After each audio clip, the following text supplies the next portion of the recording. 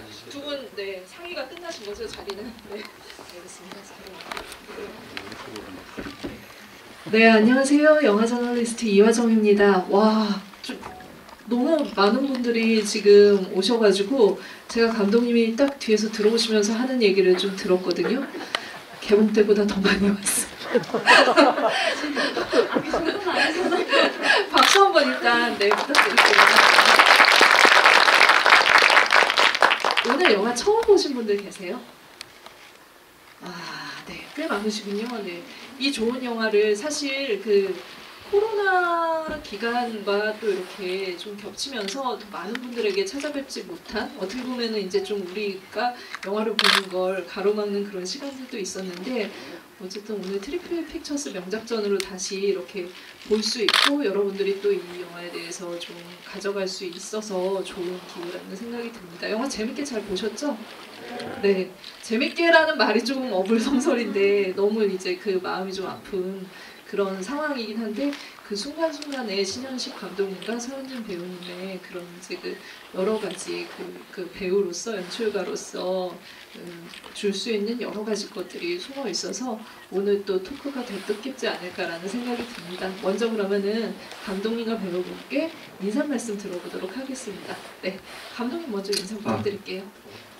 네, 안녕하세요. 카시오페아를 만든 신현식 감독입니다. 반갑습니다. 안녕하세요. 네, 수신역의 서현진입니다. 반갑습니다. 네, 2022년 6월에 개봉을 했으니까 지금 이제 그 1년 하고도 6개월 정도 거의 지나가는, 올해 지금 연말이잖아요. 다시 이제 그 수진을 이 자리에서 만나게 되는 그런 시간인데 어떤지 먼저 배우님께 좀 감상을 한번 말씀 부탁드릴게요. 그냥 굉장히 저한테는 특별한 작품이고요. 이 작품을 통해서 조금 연기하는 톤을 바꿔보자라는 계기도 됐고, 그리고 올 설에 감사하게도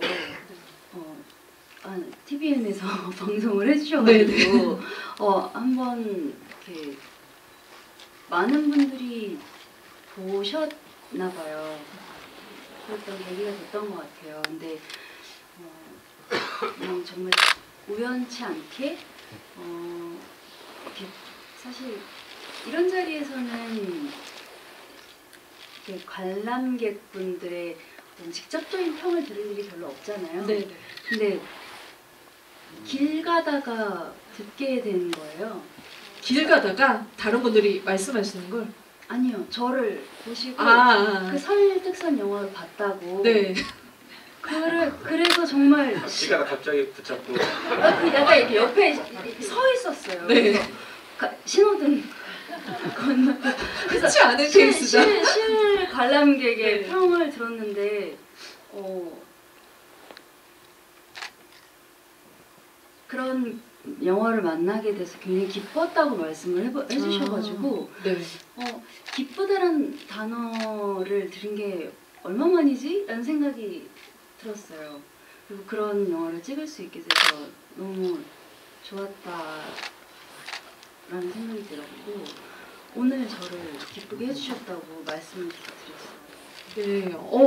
저기 사실 이제 그 댓글이나 트위터로는 굉장히 많은 또 이제 의견들이 있었겠지만, 길 가다가 신호등 옆에서 이렇게 붙잡아서 이렇게 육성으로. 네. 이건 정말 색다른 경험일 것 같기도 하고, 다른 작품 많이 하셨을 때 그런 시간들이 많지는 않았었죠. 근데 전 약간 어떤 작품에 대한 리뷰를 들어도 그냥 앞에다 대고 싫은 소리 안 하시겠거니 하고 그냥 내 좋은 말씀 해주시는 거겠거니 하고 약간 넘어가는 게 있거든요. 칭찬해 주시겠는 거겠거니. 근데 그분은 너무 찐이셨어요. 네. 너무 두 손을 꼭 쥐고 이렇게 너무 잘 봤다고. 네. 그리고 나이도 좀 있으신 여성분이셨거든요. 네. 그래서 마음이 좀 뭉클하더라고요. 네, 여러분 기쁘셨죠? 여러분들도 오늘. 네, 기쁘셨다면 박수 한번 부탁드리겠습니다.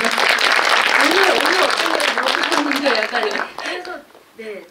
다시 네. 네, 스신이를 또 만날 기회가 있다고 해서 촬영 중이지만 달려왔습니다. 네. 만나고 싶어서. 네. 감독님께도 또 이렇게 어떻게 보면 감독님은 너무 끊임없이 작품을 그 사이에도 하고 계셨어서 이 작품을 다시 이제 1년 전에 작품을 복귀하는 또 이런 자리인데 어떤 생각이 또 드실까? 혹시 뭐 길 가다가 붙잡아 세우실 분은 없으신가? 또 얘기를 좀 들어보도록 하겠습니다. 작년 말에 이집트에서 상영할 기회가 있어서 이제 이집트에 갔는데 이집트 관객분들이 제가 길 가다가 붙잡고 근데 그 길이라는 것은 극장 앞 길이었긴 한데 연관성이 네, 이집트어로 비슷한 소감을 많은 분들이 얘기를 해주셨어요. 이집트어로? 네, 이집트어로 하신 분도 있고 영어로 네. 하신 분도 있고. 네. 네.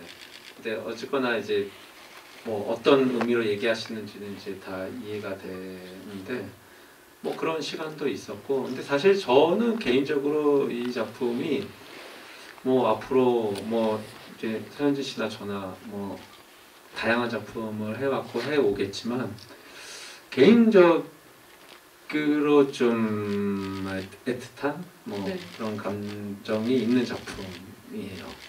개인적으로 애틋한 감정. 네. 조금 들어가도 될까요? 그걸 모르겠어요. 그걸 어떻게 설명해야 될지. 그러니까 이게 뭐 똑같은 자식이 있어도 뭐 막 다양한 자식이 있겠죠. 뭐 이 작품이 뭐 저희가 동가병연을 주지는 네. 않더라도 저 개인적으로는 마음 한켠에 늘 이렇게 좀 다른 자식들하고 다 같은 자식이어도 네. 좀 다른 자식, 좀 다른 의미, 마음속 한켠에 있는 그런 작품인 것 같아요. 앞으로도 그럴 것 같고. 네, 와주셔서 감사합니다. 네, 박수 한번 부탁드릴게요. 서현진 배우님께서는 좀 특별한 자식이었다라는 거를 좀 이렇게 같이 작업하시면서 느끼셨어요. 이 작품이 감독님에게. 작업을 하면서는 잘 네. 못 느꼈고요. 네. 왜냐면 감독님을 네. 처음 뵙기 때문에. 네, 저는 그때 저희가 개봉을 했을 때도 말씀을 드린 적이 있지만 뭔가 글을 쓰신 분이 또 감독을 디렉팅을 봐주시는 현장을 사실 드라마에서는 경험을 할 수가 없는 현장이기 때문에 너무 잘 알고 있는 사람과 이제 현장에 같이 소통하면서 찍을 수 있는 게 이렇게 큰 힘이 있구나. 그리고 거침없이 잘라내시는 거예요. 필요 없는 부분은. 그것 또한 참으로 좋은 부분이었고요. 그리고 뭔가 나보다 더 잘 아는 글에 대해서 사람이 현장에 있는 게 참 든든했어요. 네. 신현식 감독님께서는 사실 이제 여러분들은 너무 많이 이제 독립영화를 사랑하시는 분들은 많이 이제 감독님의 작품을 접하셨겠지만 러시안 소설이나 배우는 배우다 조류인간 그리고 또 이제 로마서 8장 37절 막 이런 영화들을 쭉 만들어 오면서 카시오페아까지 오면서 약간 그냥 연출만 하는 게 아니라 지금 배우님 말씀하신 것처럼 직접 글을 쓰시고 사실은 이제 그런 것들을 모두 통솔할 수 있는 기획자의 마인드를 가지고 있는데 그 기획 안에는 우리가 늘 이제 스타 시스템에서 어떻게 보면은 손쉽게 떠올릴 수 있는 배우들을 캐스팅을 해서 이제 규모가 커진 영화를 만드는 것보다 늘 이 작품들의 공통점은 새로운 배우들을 좀 발굴을 하고 또 이렇게 관객과 접점을 만들어주고 그 안에서 작업자들도 좀 즐겁게 새로운 도전을 할 수 있는 작품들을 만들어 오셨거든요. 그래서 저는 이제 이 카시오페아가 이제 영화 자체로의 의미도 있지만 어떻게 보면 서현진 배우가 감독님의 기획 안에 틀 안에 완벽하게 포섭이 됐다라는 생각이 들어요. 왜냐면 그 전에 이제 작업을 하신 작품들은 우리가 너무 좋아하는 작품들은 드라마의 진짜 제왕이시잖아요. 너무 이제 다음 작품을 뭘 할지 기대를 할 때 우리가 이제 서현진 배우와 드라마를 빼놓지 않고 생각을 하게 되고 영화보다 뭐 때문에 놀라주세요. 그래서 어떻게 보면은 이제 감독님한테도 어떻게 보면은 그 많은 배우들을 발굴하는 과정 안에 이제 그 서현진 배우가 있었을 테고 배우님에게도 또 이 작업이 아까 말씀하신 잠깐 언급해 주셨던 그 신선한 지점들이 있으셨을 텐데 좀 그 부분에 대해서 구체적으로 어떤 과정들과 어떤 또 즐거움이 있으셨는지 말씀 부탁드리겠습니다. 저는 사실 현진 씨랑 다음에 작품을 또 하게 됐으면 너무 좋겠어요. 너무 좋을 것 같아요. 사실은 현진 씨는 아까 현장에서 이렇게 많은 대화를 감독이랑 나눈 적이 없다고 하셨는데 저는 이렇게 배우랑 적게 소통한 적이 처음이었거든요. 훨씬 많이 하거든요 원래. 이 사람 같이 불러서 얘기를 해야 돼. 그래서 아니 왜냐하면 이제 또 무슨 현진 대화를 씨는 뭐 하세요? 어마어마하게 하고 뭐 예를 들면은 이제 뭐 송강호 배우님이랑은 더 많이 하시는. 거의 매일 전화를 하시면서 감독님 저는 저 하시고. 너무 피곤할 것 같아요. 그렇죠. 근데 이제 배우분들마다 스타일도 다르고 네. 이런데 이제 송강호 선배님 사실 극단적인 얘기고 그리고 이제 영화는 아무래도 조금 더 여유가 있고 이제 아까 현진 씨가 말씀하신 것처럼 감독들이 대부분 글을 쓰니까 작품에 대한 얘기를 사전에 더 많이 하기도 하고 현장에서 더 많이 하는 편인데 저는 또 유난히 저도 그렇지만 저랑 같이 했던 배우들은 뭐 송강 선배님 말고도 다 그런 네. 형류들의 배우분들이어서 그게 되게 익숙한데 현진 씨는 사실 저도 처음 해보다 보니까 서로 되게 조심스러웠던 것 같아요. 그러니까 현진 씨, 현진 씨 제가 너무 힘들까봐 얘기 안 하신 게 있을 수도 있고 저도 그랬을 것 같은데 지나고 나니까 전 생각나서- 없어요. 없어요. 감독님 뭐 말씀 안 하신 거 있으면 지금이라도 아니 그런 건 아닌데 작품을 하면서 하셨던 이야기가 있어요. 더 파고들었고 싶은 부분들은 좀 있었는데 사실은 그 조심스러웠던 이유가 지금 현지 씨하고 처음 해서 그런 것도 있고 작품의 역할 자체가 이 수진이라는 역할이 사실 그냥 이 역할 자체가 굉장히 이렇게 함몰되고 집중을 해야 되는 역할인데 굉장히 집중하고 있는 배우한테 내가 이제 서로 익숙하지 않은 상태에서 잘못 뭘 던졌다가 이게 감정 흐트리가 뭔가 이게 좀 그런 걱정도 살짝 없지 않아 있었어서 조심스러운 것도 있었고 근데 너무 그랬나 싶기도 하고 더 많은 얘기를 했으면 근데 지금 만약 그건 이제 처음이라 그랬고 만약에 현지 씨랑 또 하게 되면은 훨씬 많은 얘기를 하면서 훨씬 딥하게 이렇게 좀 더 역할에 대해서 훨씬 쫀쫀한 커뮤니케이션을 많이 하고 너무 훌륭한 배우여서 이런 훌륭한 배우를 두고 더 쫀쫀하게 한번 해보고 싶다. 그러니까 카시오페아가 후회되는 건 아니고 한번 해보니까 제가 더 현진 씨에 대해서 알게 됐고 너무 훌륭한 배우고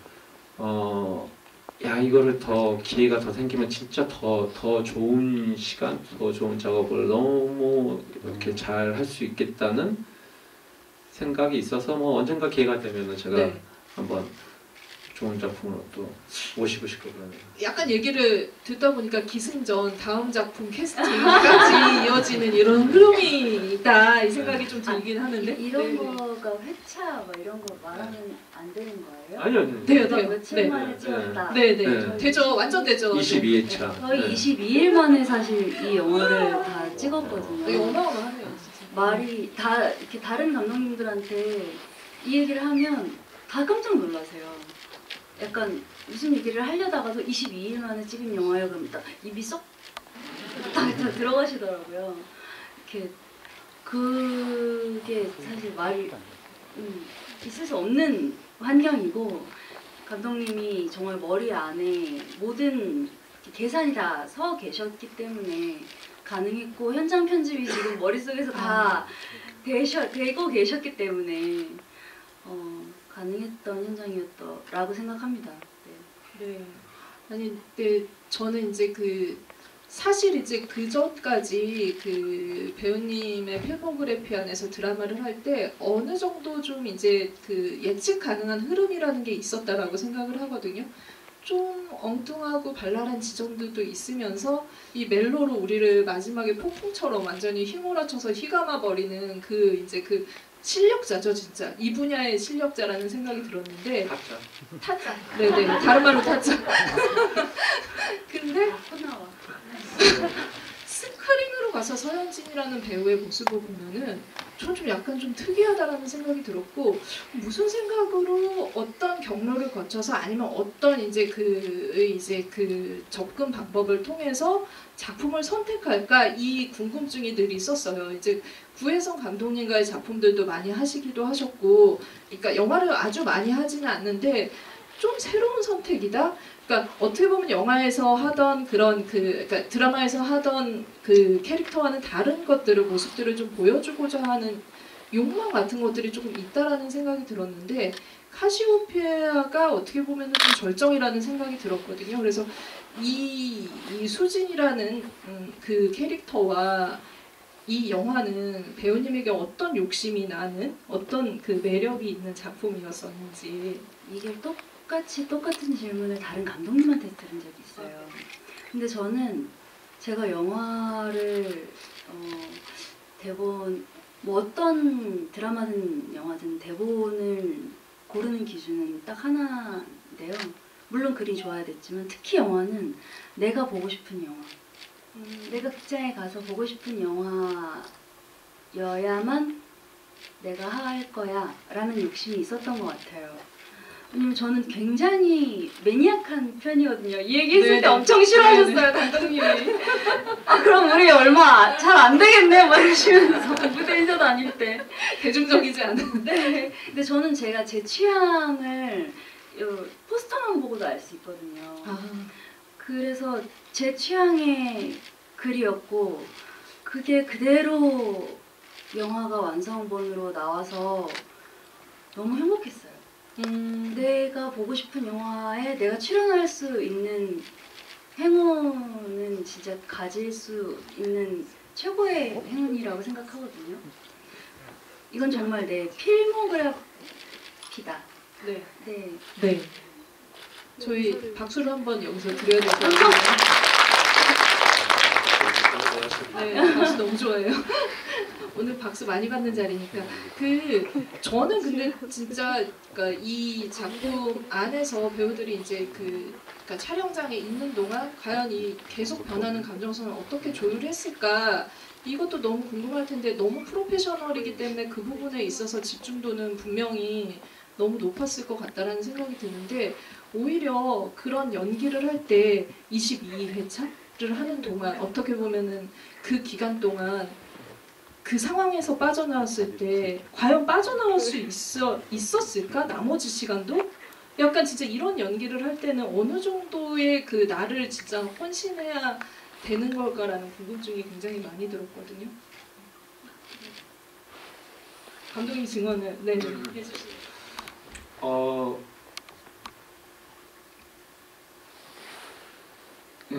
현진 씨하고 촬영 전에 이제 사실 저희가 자료 조사도 하고 알츠하이머 환자분들에 대해서 좀 공유한 정보들 내용들이 있었고 그게 이제 드라마가 진행되는 상황에 따라 이제 이게 제가 다른 자리에서 자주 얘기한 건데 저는 이제 알츠하이머라는 소재보다는 제가 하려고 했던 이 영화의 어떤 구성은 사실은 리버스 육아거든요. 그러니까 아버지가 자식이 커가는 걸 못 본 아버지가 다 큰 성인이 완전히 독립한 성인이 다시 점점 어려지는 단계.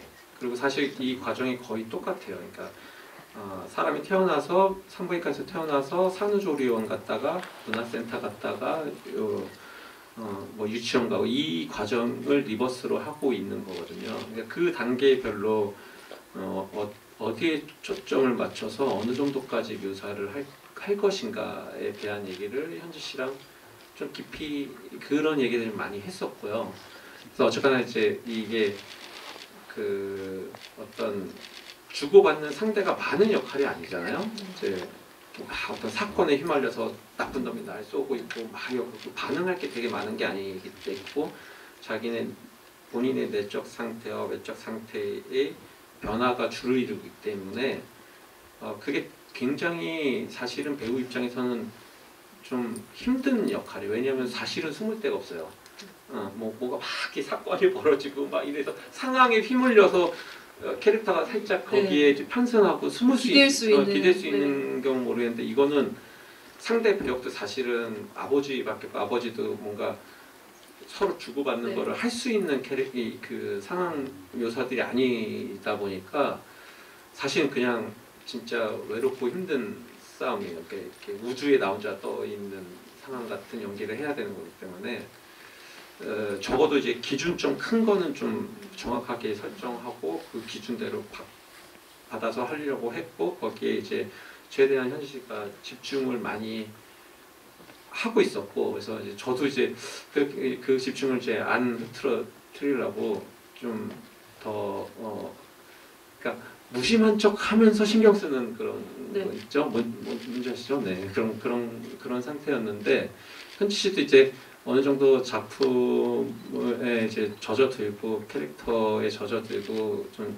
찍고 나서는 조금 여유가 생기셨을 때는 패러글라이딩 타러 가고 하시는 그 하루 시간 남아가지고 패러글라이딩 타러 갔다 왔더니 여유가 생겼나 보다 이제. 너무 걱정하시는 거예요. 아니 가도 되겠니? 역할에서 떨어지면 어떡하려고 그 분장 미용팀 언니들이랑 네. 너무너무 친해졌었거든요.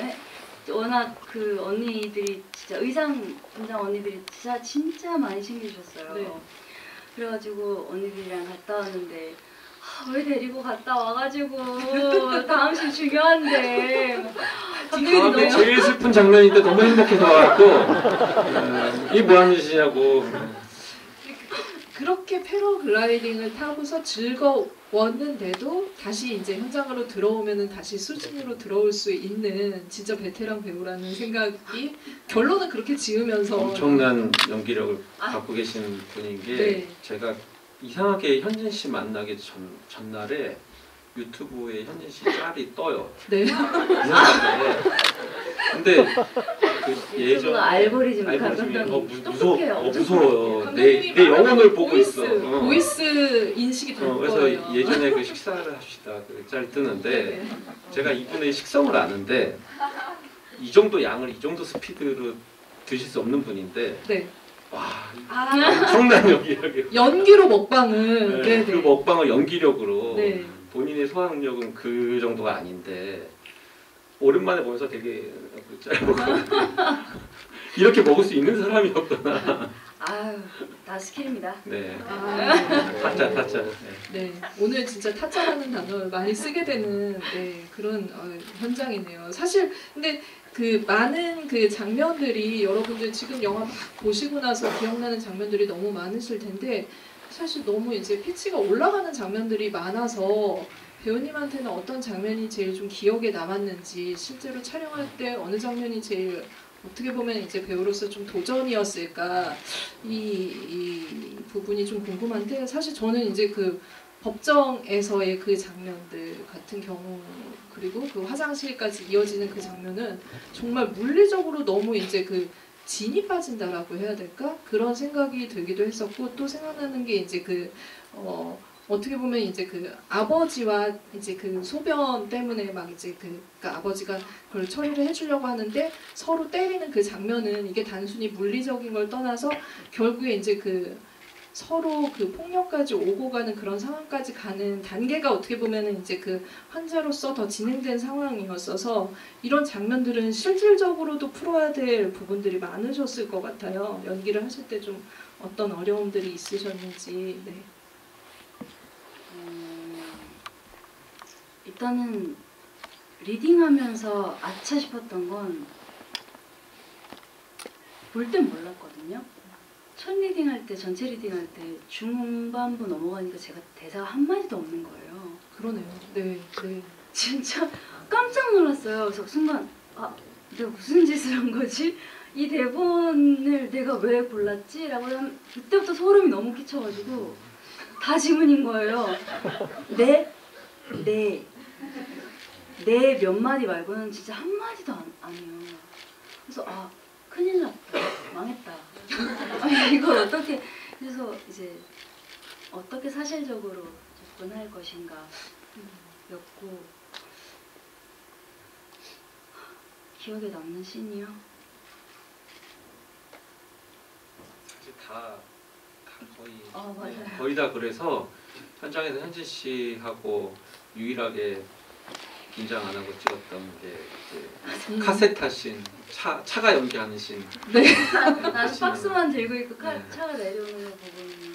그거 말고는 거의 다 이게 사실 숨 쉴 틈을 안 주네요. 네. 진짜 매 장면이. 그리고 이게 사실은 아까 말씀드린 것처럼 사건이 있으면 사건의 어떤 네. 오르내림에 좀 편승할 텐데 개인의 어떤 대사도 없고 어떤 그 동선도 많은 게 아닌데 이게 사실 결국에는 제일 제 현진 씨하고 고민했던 거는 결국에는 어떤 이제 각신마다 어느 정도의 수비, 어느 정도의 진상을 레벨, 어디까지 보여주는지. 어느 정도 레벨로 조정을 해야 되는 게 전체 드라마에서 옳은 선택일까? 네.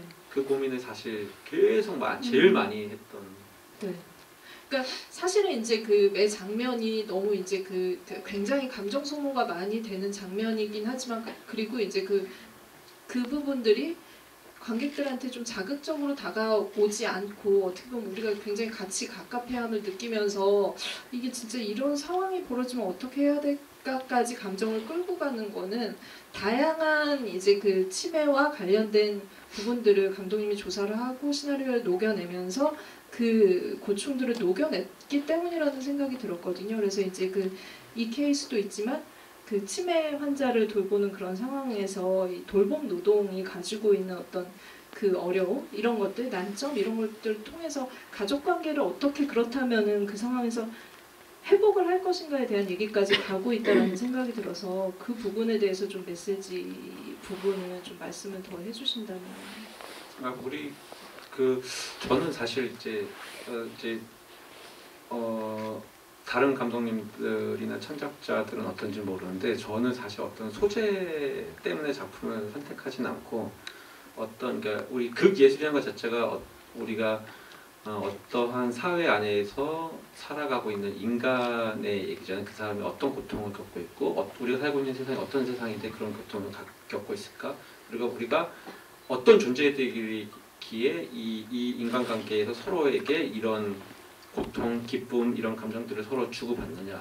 부모와 자식도 마찬가지고요. 근데 제가 사실 생각한 건 어쨌거나 관계라는 것은 사실 굉장히 1대1로 호응이 되는 게 아닌 것 같아요. 무슨 얘기냐면 부모는 양육의 목적은 내 자녀의 독립이거든요.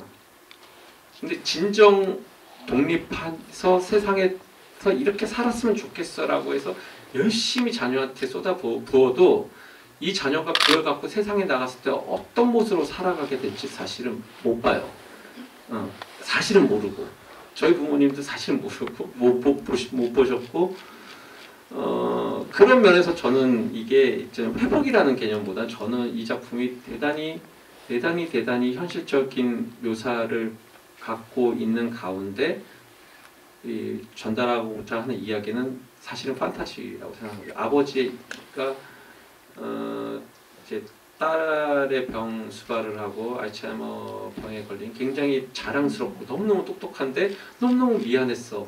그거를 하는 기회가 주어져서 하고 있을 때 있는 관계. 그러니까 사실 인간관계라는 게 뭐 가족 관계도 마찬가지고 늘 그런 것 같아요. 그러니까 우리가 동등하게 1대1로 이걸 주고 이걸 받을 수 있는 상황이 늘 아니고 아버지가 줄 수 있을 때는 자식이 못 주고 자식이 줄 수 있을 때는 아버지가 못 주고 우리가 같은 레벨에서 서로 바라보지 못한다는 것 자체가 인간관계에서 생기는 많은 감정들이 거기서 유발되는 것 같아요. 네.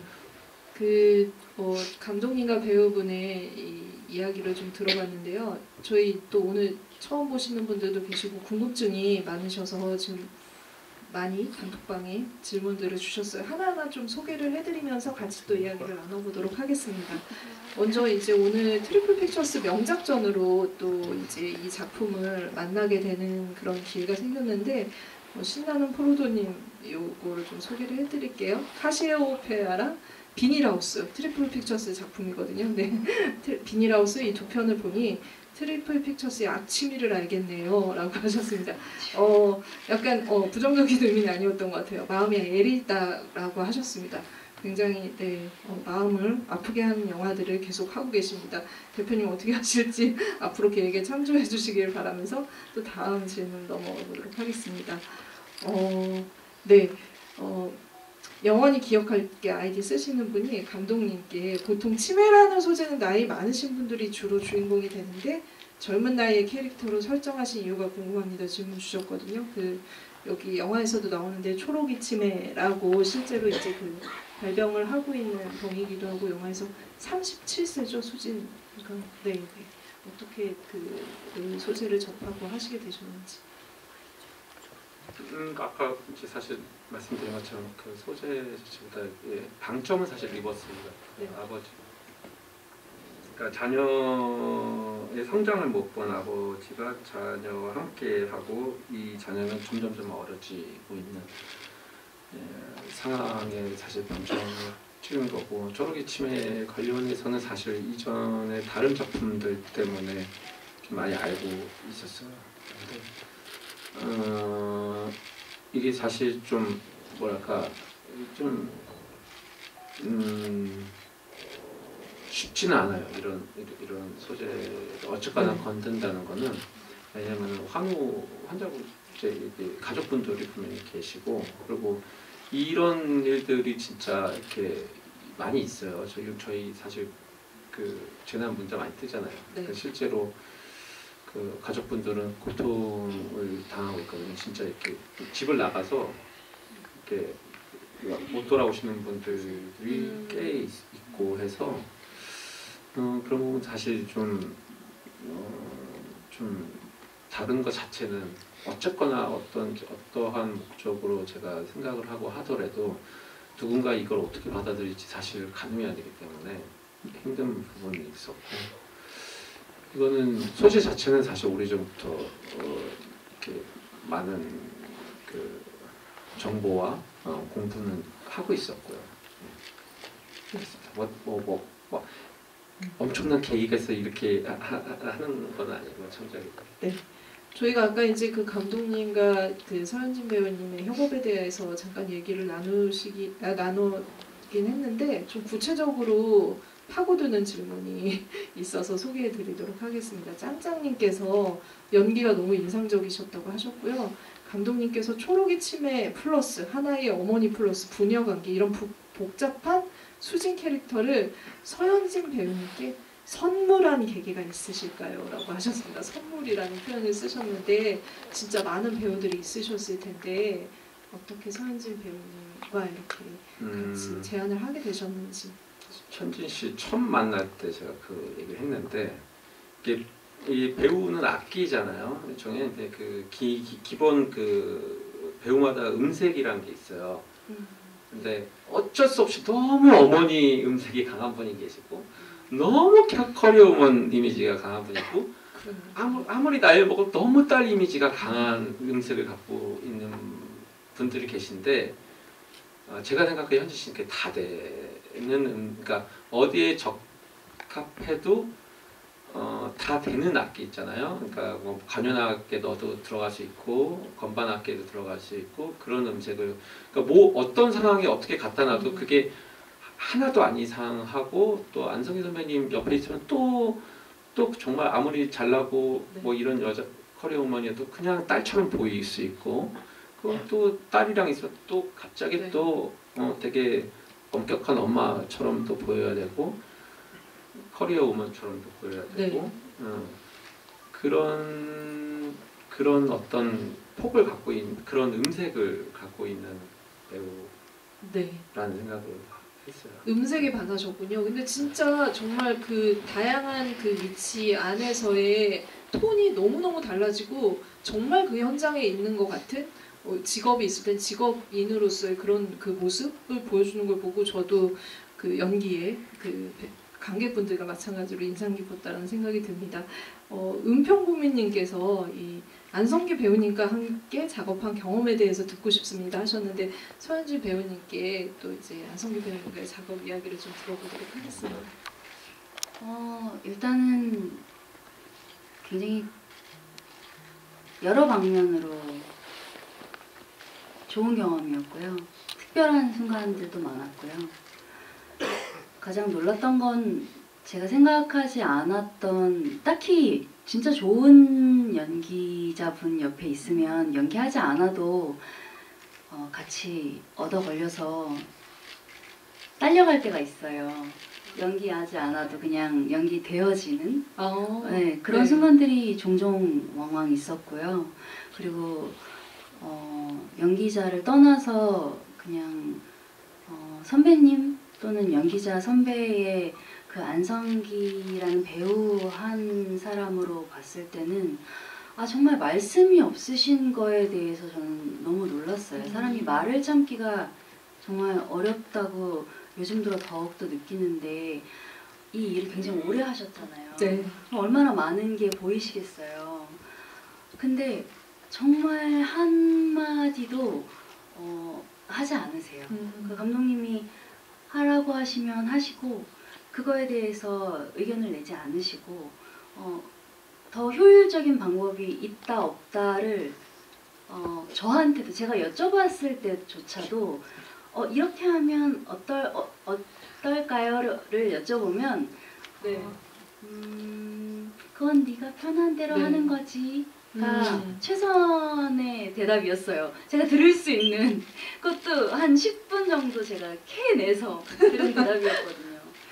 그래서 그냥 이건 또 약간 시간이 지나서 요즘 들어 생각하는 건데 아까 악기라고 말씀하셨잖아요.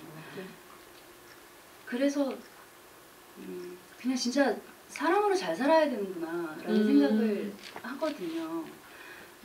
좋은 악기가 돼야 좋은 악기라는 거야 사람이란 다 각기 매력이 있으니까 근데 내가 내고 싶은 색깔의 악기가 되어 있어야 내가 쓰임새에 맞게 쓰여질 테니까 그런 사람이 먼저 돼야 연기고 나발이고 네 연기는 네 편집이라는 것도 있고 네 하니까요. 저희는 사람이 먼저 돼야 되는 걸지도 모르겠다라는 생각이 좀 들더라고요. 네.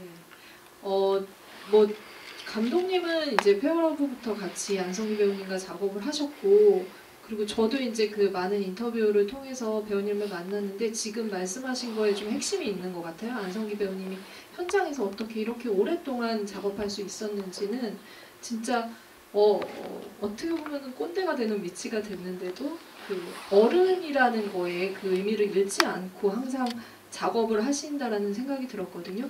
감독님께 좀 안성기 배우님에 대해서 좀 많이 이제 기대고 작업을 하셨을 것 같은데 한 말씀 들어봐도 좋을 것 같습니다.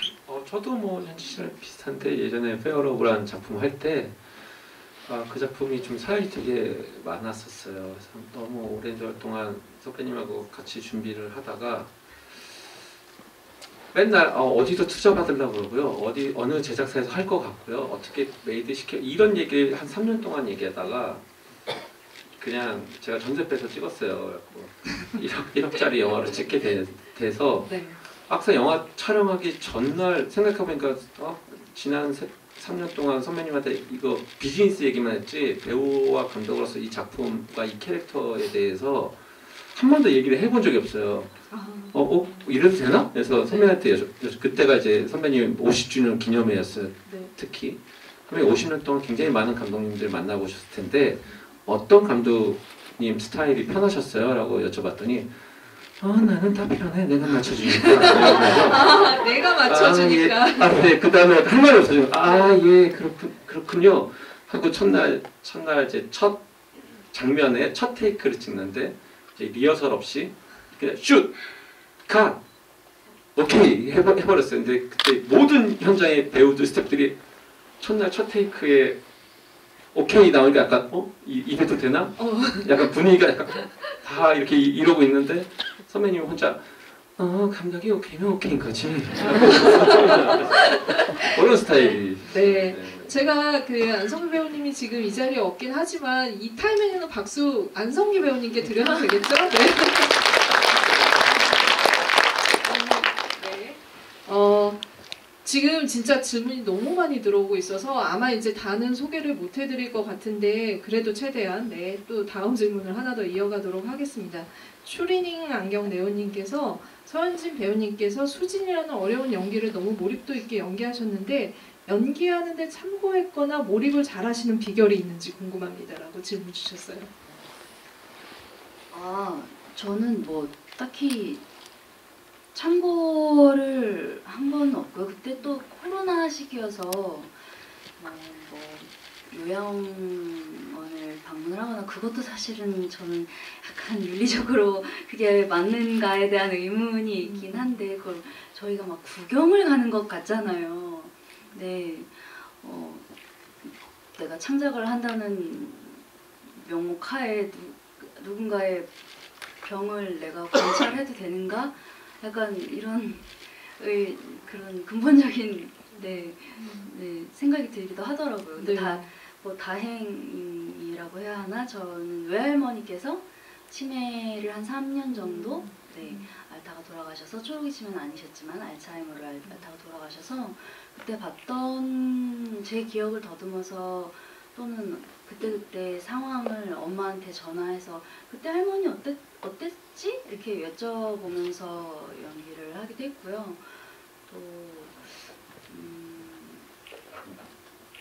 누군가를 모티브 삼지는 않았던 것 같아요. 감독님한테 신바의 신으로 이렇게 여쭤보고 그거에 대해서 이렇게 제가 봐왔던 이렇게 형태, 몸의 형태나 자세를 무너뜨리거나 이런 걸로 병의 증상이나 목소리나 왜냐면 정말 처음부터 끝까지 수지는 성격이나 이런 게 하나도 나타나지 않거든요. 그냥 다 증세, 병의 증세예요. 첫 씬부터 끝까지. 그래서 이게 한 번이라도 소위 발해라고 하죠. 네. 뭔가 저거 좀 가짜 같은데? 라는 느낌이 있으면 이건 완전히 영화가 몰입이 깨지겠다라는 약간 굉장히 무거운 마음이 있어서 저도 모르게 굉장히 많이 붙어 있었던 것 같아요. 그리고 감독님께서 22회차에 끝난 걸 다행으로 알아야 이거보다 길었으면 아마 못 버텼을 거다. 그렇죠. 끝나고 말씀해 주셨어요. 근데 저는 그 현지 씨가 뭐 캐릭터 몰입을 잘하는 이유는 현지 씨 포함해서 그 다른 배우분들한테도 똑같이 적용되겠지만 본질적으로는 연기에 대한 욕망? 이 큰 배우들이 몰입도 저는 사실 제가 감독이잖아요. 굉장히 많은 배우들을 겪어보고 만나보고 다양한 유형의 배우들이 있는데 그 캐릭터에 몰입한다는 건 사실 감각적으로 타고나야 되는 부분도 분명히 있어요. 그러니까 어떠한 대상에 반응해야 되잖아요. 감각이 무딘데 그 대상에 반응할 수 없죠. 그 대상에 반응할 수 있는 감각이 살아있어야 되는 거는 기본이고 그건 기본이고 그렇게 하고자 자기를 통해서 그걸로 가고자 하는 어떤 그러니까 사실 이런 질문을 받을 때 제가 참 명쾌한 방법을 알려드리고 배우분들도 이런 질문 많이 받으면 이렇게 하면 캐릭터 몰입 잘 됐네요 라고 말씀드릴 수 있는데 사실 그런 비법이 사실은 없거든요. 사실 비법의 문제가 아니고 저는 애티튜드의 문제 같아요. 근데 이 캐릭터 받아들이는 배우의 애티튜드 그리고 그걸 통해서 이 작품에서 대하는 애티튜드가 굉장히 좋고 배우로서 자기 연기에 대한 야망이 굉장히 큰 분들은 그 정도 몰입을 다 하더라고요. 다 그런 분들이 그런 몰입을 하는 연기들을 하시더라고요. 그 방법의 문제가 아닌라는 생각이 들어요. 그 질문을 좀 단답으로 하실 수 있는 것들도 답변을 그것도 조금 소개를 해드릴게요. 그 노래는 누구의 아이디어였나요? 라고 하셨고 사실은 이제 노래 불러주세요 막 이런 그 요구도 있었지만 제가 그것까지 소개해드리지 않겠습니다. 노래는 누구의 아이디어였나요? 그거를 감독님 아이디어 아니었을까라고 짐작이 가는데 저희 그 아이 선생님 아는 분이 작곡하신 학교 선생님이 작곡하신 카시오페라는 분인데 애들이 막 뛰어가면서 저거를 합창하면서 뛰어가면 느낌이 너무 묘한. 네. 사실 되게 리듬이 들어오면 되게 밝은 노래거든요. 근데 되게 서글퍼요. 서글프죠. 네, 네, 굉장히 밝은데 네. 서글픈. 네. 네. 분명히 애들은 신나려고 부르는데 신나게 부르면 부를수록 네, 그런 느낌이 있었어요. 그 곡이. 그래서 네. 썼습니다. 수진이는 언제 엄마 자켓을 입었을까요? 네. 언제 입었을까요? 입었을까요? 못 입었을 것이다. 네. 아까 그 패러글라이딩 그 얘기 때문에 이 질문이 나온 것 같은데 패러글라이딩 후에 찍어야 했던 그 아주 중요한 장면 무엇인가요? 네. 그 장면 다음부터 보실 때는 패러글라이딩 안 되는데. 생각날 것 같은데 이렇게 안 되면 되는데. 숨길까요? 아니면 어떻게 아니요. 네 배우님 감독님의 의견에 따르겠습니다. 밝히지 마세요. 진짜 기억이 잘 안 나. 네. 정확하게 그래요? 말했어요? 네. 저희 그 법정신 다음에 갔던 욕실에 타짜 맞네요. 타짜 맞아. 어떻게 이거? 그 뒤에 작품을 몇 개를 하셨는데 이걸 기억하시네요. 네. 부끄럽습니다. 아니. 제가 원래 이럴 때 박수 드리는데 아니 하지 마시지 박수 치지 말라 그래요. 네, 진짜 엄청납니다. 네, 지금 질문을 하기에는 지금 답변 다 하기에는 조금 시간이 모자라서 이 지금 손을 번쩍 든 모지님이 계속 이제 그 몇 번을 지금 올려주셔서 22회차 동안 영화 흐름에 따라 촬영하셨는지 환경에 맞게 들쭉날쭉 촬영하셨는지 촬영 타임라인이 궁금하다고 말씀을 해주셨어요. 네. 이제 한 장소 가면 거기서 다 몰아서 찍어야 되죠.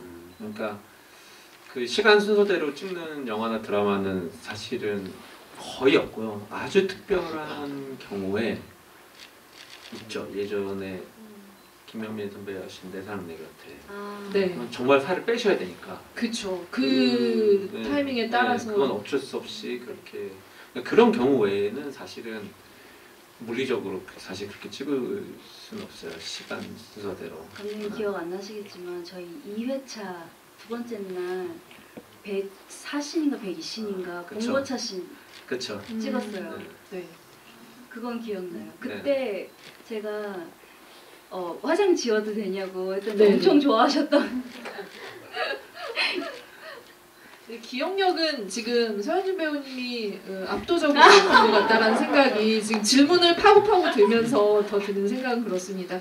이 카시오페아 그 아이디 쓰시는 분이 이 제목 왜 카시오페아인지 북극성으로 하실 수도 있으셨을 것 같다라고 하셨는데 어떤 뭐 고민이 있으셨다면 말씀 주시면 좋을 것 같아요. 북극성을 찾으려면 카시오페아를 찾아야 돼요. 그러니까 부모라는 게 그런 존재 같아요. 자, 너 이렇게 앞으로 살았으면 좋겠어. 이렇게 세상에 나와서 이렇게 살았으면 가르치고, 자, 저 북극성을 보고 가. 저희가 비상구야. 근데 저 비상구가 북극성이라면 북극성 사람들은 그럼 다 북극성은 절로 가면 살 길이 저기 있어. 저거 보고 살아야 돼. 앞으로 세상에 나가서 저 길로 가야 돼라고 하는데 사실 그 길을 찾으려면 옆에 카시오페아가 있다는 거죠. 네. 그런 존재가. 네. 네, 두 분이 같이 진짜 카시오페아 같은 존재가 돼서 다음 작품을 하시면 좋을 것 같다. 같이 그런 생각 여러분들이 이번 작품 보시면서 더 하실 텐데 마침 또 질문이 이제 감독님께서 혹시 이제 다음 작품에서 같이 하게 된다면 배우님께 어떤 역할을 주고 싶으신지 그 질문이 있었고 또 차기작이 궁금하다고 하셨는데 두 분 각자 그 이후에도 너무 많은 왕성한 활동을 하고 계시는데 하고 계시고 있죠. 네, 그 마지막으로 좀 계획과 두 분의 협업에 대한 계획도 같이 들어보도록 하겠습니다. 저는 당연히 현진 씨랑 너무 또 어쨌든 저는 진짜 되게 그런 제 복이라고 생각해요. 저는 단 한 번도 이렇게 훌륭하지 않은 배우가 이제 너무 훌륭한 배우분들하고 만났고 너무너무 행복했고 그게 제 복이라고 생각하는데 현진 씨하고 22회 차에 찍은 거는 좀 아쉬워요, 사실. 많이 아쉽고. 회차가 너무 부족하다. 네. 좀 더 긴 호흡으로 정말 쫀쫀하게 작품에 대한 얘기도 난 사실 훨씬 배우들하고 많은 커뮤니케이션 하는데 고작 그 정도. 피하는 거 아니죠? 감독님 제발 이제 그만 합시다 소리 할 때까지 뭐 하여튼 저 되게 작품을 가서 더 많이 소통할 수 있을 것 같고 더 되게 즐거울 것 같고 그래서 하고 싶은 작품이 있어요. 그래서 당장은 아니고 제가 당장은 이제 아마 영화를 먼저 할 것 같고 네. 이제 하고 싶은 게 있습니다. 지금 말해야 돼 말해. 지금 말하는 저는 완전- 소속사를 통해 입장을 밝히도록 하겠습니다. 저 뒤에서 노려보고 있는 사람이 한 사람 있어가지고. 근데 진짜 그 카시오페아는 두 분의 서막인 것 같아요. 왜냐면은 그 감독님은 그 같이 하신 분이랑 안성민 배우님도 그렇고 송강호 배우님도 그렇고 많은 배우님이랑 계속 이제 그 다른 작품을 같이 작업하고 거기서 또 영감을 얻어서 이 배우들과 어떤 작업을 할지를 고심하시기 때문에 분명히 조만간에 같이 하시지 않을까라는 생각을 하고 차은진 배우님은 소속사를 통해서 곧 입장 발표가 있으실 거라는 생각이 듭니다. 오늘 이렇게 그 명작전으로 트리플 피처스 명작전으로 카시오페아 다시 만나 뵙게 됐는데요.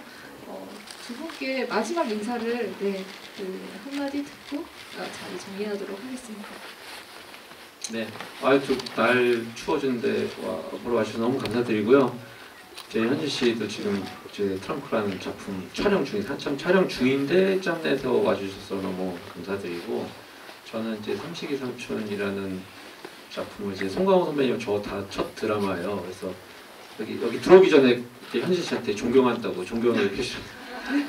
드라마 찍다 이빨이 4개가 빠졌었는데. 싫어요, 싫어. 네, 싫어합니다. 그래서 이렇게 그 현지 씨가 드라마 촬영을 이제 하는 사이에 이 카시오페아를 찍었었는데 너무 힘들었겠다. 그거를 새삼 깨달아 이제 와서 깨달아서 제가 누누이 말씀드리지만 제가, 너무 편했습니다. 그래서 하여튼 너무 새삼 그런 생각이 들었고 그래서 저희 현진 씨의 차기작도 기다려주시고 저의 차기작도 기다려주시고 또 이런 자리에서 또 만나 뵙게 되면은 너무너무 즐거울 것 같습니다. 네, 감독님께 박수 한번 부탁드릴게요. 네, 저는 감독님께서 다 말씀해 주셨으니까 제가 너무 많은 대사들이 있지만 좋아하는 여러분들께 오늘 들려드리고 싶은 카시오페아의 어떤 한 대사를 인용하여 살면서 서로 상처 주지 않으면 참 좋을 텐데 누군가에게 서로 상처 주지 않으면서 남은 올 한 해 며칠 안 남았죠? 상처 주지 않고 상처받지 않으면서 올 한 해 마무리 잘 하시기 바라겠습니다. 늦은 시간에 여기까지 발걸음 해주셔서 감사합니다. 네. 오늘 이렇게 끝까지 같이 함께 해주셔서 너무 감사합니다. 그 트리플 피처스 명작전 계속 쭉 이어지니까 또 다른 작품에도 많은 관심 부탁드리겠습니다. 감사합니다.